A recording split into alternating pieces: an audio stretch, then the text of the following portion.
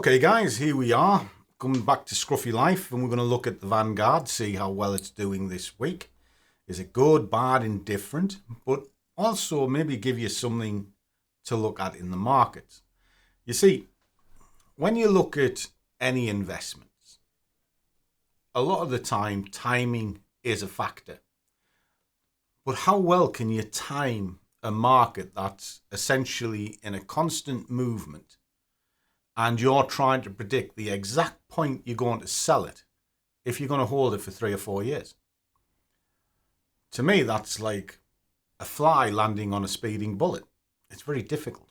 However, you can, in a roundabout way, work it out. How do you do that? Well, it's very simple. You do it through something called Fibonacci. Let me have a quick look. I use Fibonacci all the time. Always use Fibonacci. Now, the other thing is I'm a good believer in reading charts as well and understanding how they move. Now, if you just take a very quick look at this, okay? This is a basket of the major indices that you see around the world.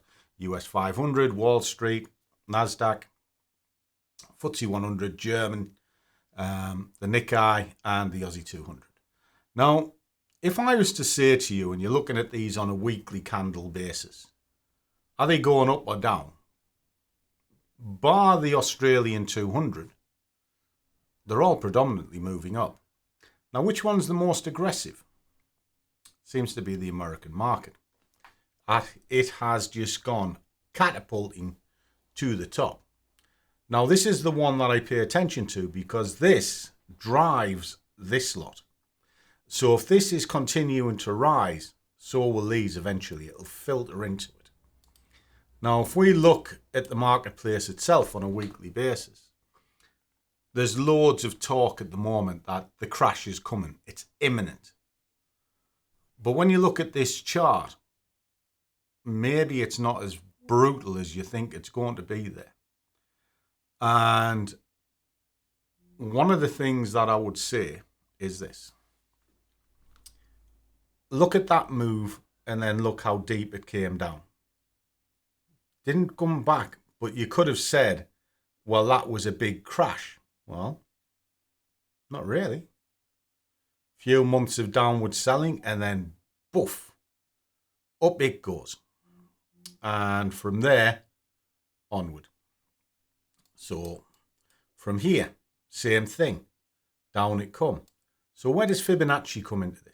Well, you've got to understand how the waves work. Now, it works to key elements. So if I put this in and it goes on a retracement, it'll come up there. If you know where the top and the bottom is, it'll naturally stop at key areas. Well, there's one there, 23. So we'll just draw that in, just so we can highlight it. What did it do? Well, it bounced around there for 1, 2, 3, 4, 5 months. Then it went down to the next level, which is here. And again, it blew through it, but when it came back, it was there for a good couple of months. And it stopped bang on. Again here. Same principle. And where did it absolutely stop? There. Almost to the pip. Okay? Right. So that's what's called a retracement. Now you could do the same on here. Now the shallow shows it'll go higher. The deeper it could reverse. Now in this, there's what's called the golden ratio zone. The golden ratio is between the 38 to the 61. Why? Because if you turn them upside down, they're the same number. But really, it's the 61.8 where the 50 is a pivot. All right. So this area here, this zone of attraction, is what's important. This bit. Okay. So that's kind of the danger zone. You don't really want to see it break beyond it. If it breaks underneath, holds below, the chances are it'll keep on going that way. Likewise, if it holds above, it'll keep on going higher. It'll go back to where it came from and then go to the expansions. So what did it do? Well, it stopped where it came back from and then carried on. So let us put an expansion into that. Same move, but expanded to a 127.2 ratio. So if you put that into there, becomes here. It stalled significantly for a little while before it moved to the next point, which is the 161, which is up here, which is there. And what's it done? It stalled at that point again. All right. Now that's from this particular move here. Well, let's drill this in a little bit further to see where this can go. And it can actually give you points of attraction where if you're chart watching, not just investing, it'll give you areas that you can add into the marketplace. Now, again, we'll do the retracement. So the retracement went up to there. And what's it done? It got down to the 23, which is this point, which is there, and it stalled. Didn't go down into the new golden ratio, which is this area here. Stayed above it, so therefore there's more chance it'll go back higher and then follow a retracement.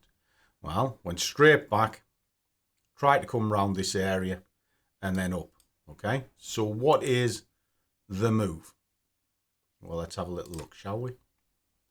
So from there, up to there, back down again, bish, bash, bosh. We now back at a decision point, which is there, which is your expansion. Now, what this is doing for you is mapping out a chart. So we've got plenty of room to come up to here over the next month or so. But this area here will be a key decision point. And the bit that I'm interested in is the fact that, yes, this is excessive, but there's also what's called flush out at the end of a move, where everybody piles in, the market rallies incredibly fast, and it's done on purpose because people are going to manipulate the price in order to take profits. Now, that's kind of the way that I think, because I day trade for a living. So I know we're in a danger zone here. And I'll be watching this area, this price, very carefully. If it breaks through, I'm not overly concerned. If it starts stalling, okay, I'll think about it. And then I'll DCA in as it comes backwards, because I am not selling these assets just yet. However, if I was in this situation and I'm getting ready to pull my money out, I would be looking to certainly unwind the position or move it over into safer assets. Something I'll be looking at in April next year. But at this moment in time, I'm just going to DCA. But everything's going to plan of sorts. But that does concern me, this bit here. All right. So how well has it done? Well, we're sitting at 233.783. So from the last check, it's up 1.4%, which isn't great because on the check prior to that, it was down $3,000 and it lost 1.3. So it's kind of just got back to where it was. And this is why I'm saying I don't jump backwards and forwards with these things, because you can't. You know, if I was trying to time this over and over, I'd probably erode the account away. I'm better off leaving it and then lean into it moving against me for it to move forward, but have a checkpoint on a chart that I can recognize, in this case the S&P 500, because that does drive the global indices, an area that I think is a sailing point, and that's it, you know. So that's what I'll be working to over the next year or so. So let's have a quick look at the real account. Let me just log in.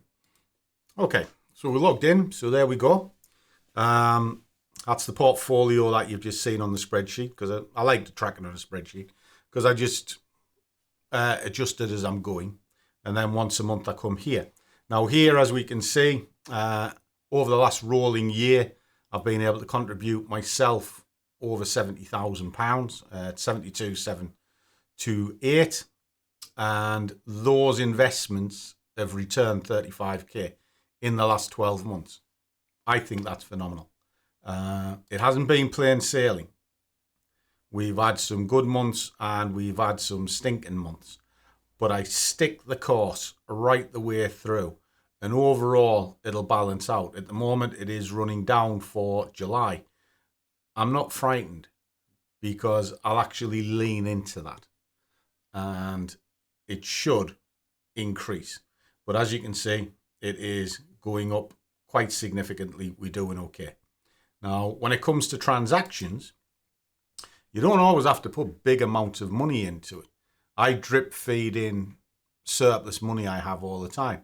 So 585, 190, 652, 654. Just whatever's floating around because I save the change. If you don't do that, there's a lot of banks that let you do it. So when you buy your coffee or whatever and there's the odd 30p left in the current account, you know, whatever your balance is, 0.30p, it sweeps it over into a savings account. Well, once I get above a fiver or whatever a unit is, I just pay it off here. It's money for old rope. 187, 100 quid. As you can see, they're not massive figures all the time, but I'm just constantly feeding in. Now, what that does for me, it gives a compound effect. And certainly when you're using something like sort of Save the Change, another one is use Quidco, or a cashback company. I use them all the time. They're constantly sort of giving me 50 quid here and 40 quid there. It all goes in here. Because to me, it's money for nothing. And then over the years, that money for nothing becomes something. And I haven't had to work for it. So there we go. So the portfolio is doing quite well at the moment. I've got no complaints. None whatsoever. And as for the big crash that they keep saying is coming, well, I'm a good believer in the market will do what the market's doing till it tells you otherwise. And at the moment, it ain't telling me otherwise. So, as always, do your best, and I'll see you all in the next one.